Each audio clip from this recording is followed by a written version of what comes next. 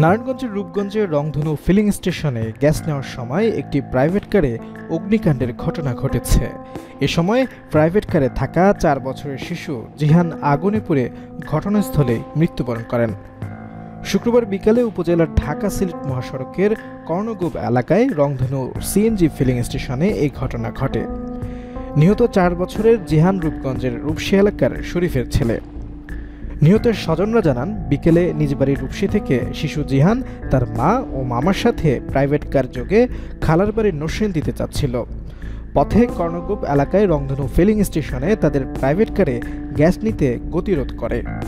Private কারটি gas নেওয়ার সময় শিশু জিহানকে প্রাইভেট কারের ভিতরে রেখে তার মা ও মামা বাইরে বেরোলে হঠাৎ গাড়িতে আগুন জ্বলে ওঠে।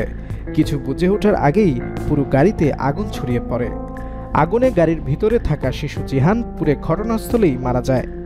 এদিকে আগুনে শিশু জিহাদের মৃত্যুর খবর ছড়িয়ে পড়লে নিহতের স্বজনরা এসে ফিলিং স্টেশনে ভাঙচুর চালায়। এ সময় ফিলিং স্টেশনে দায়িত্বরত কর্মচারীরা পালিয়ে যায়।